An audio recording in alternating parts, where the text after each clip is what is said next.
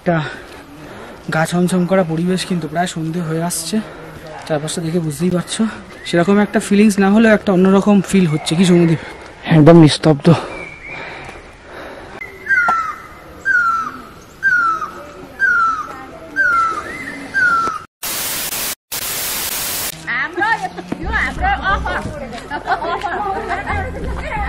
তো আমরা এখানে পাইন ফরেস্ট, যেটা ওয়েলকাম টু জঙ্গল লেখা আছে, এখানে be aware Dow Hill forest, এটা ভুতুরের মতো ব্যবস্থা দেখতে পাচ্ছি আমরা। বিভিন্ন গাছের মধ্যে আঁকাবুকি করেছে ভুতুরের মতো করে, ঠিক আছে।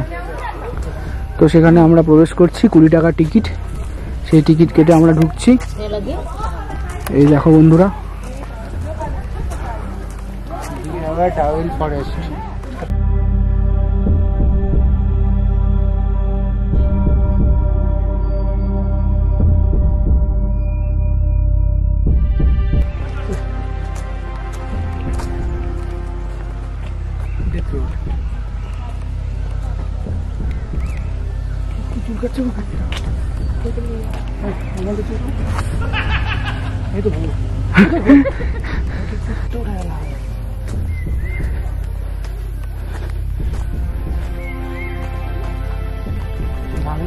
জঙ্গল বলে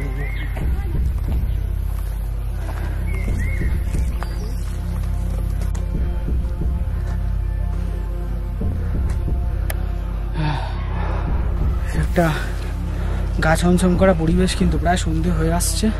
চারপাশটা দেখে বুঝতেই পারছো, সেরকম একটা ফিলিংস না হলেও একটা অন্যরকম ফিল হচ্ছে। কি সমুদ্র একদম নিস্তব্ধ।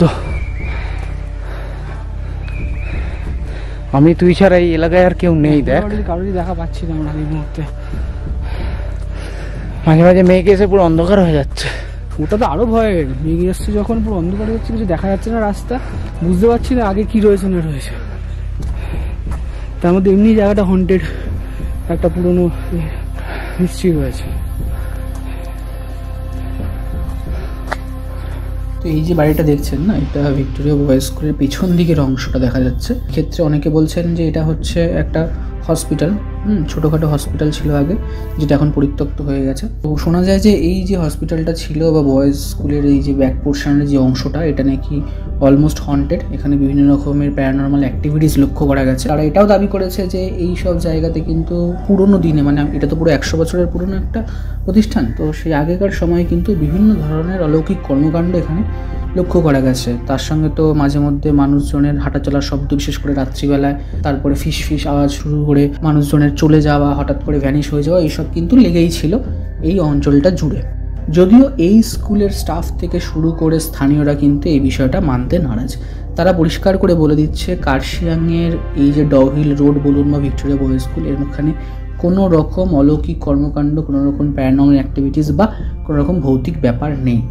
এটা পুরোটাই গুজব রটানো হচ্ছে, কারণ বাইরে থেকে যারা আসছে, বিশেষ করে যারা ইউটিউবার, ব্লগার্স, রিপোর্টার্স, বেশিরভাগ ক্ষেত্রে তারা কিন্তু অলরেডি এটার উপরে ফোকাস করা শুরু করে দিয়েছে এবং এটা নিয়ে বিভিন্ন অপপ্রচার করছে।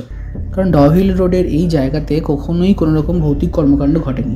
আজ থেকে 150-200 বছর আগে কারা কি দেখেছে সেটার উপর বেস করে এখন সেটাকে জাস্টিফাই করা সম্ভব না। তারা দাবি করছেন যে এই জায়গাটা পুরো পাহাড়ি এলাকা, প্রচুর গাছপালা রয়েছে, ফলে গাছপালাগুলো যখন হাওয়ায় মুভ করে, যখন ডালপালাগুলো, তখন পাতার ঘসঘসনির আওয়াজ হতেই পারে। বা পাহাড়ি এলাকায় যখন হাওয়া দেয়, আপনারা জানেন বিভিন্ন রকমের সাউন্ড বেরোয়, সেটা হতে পারে।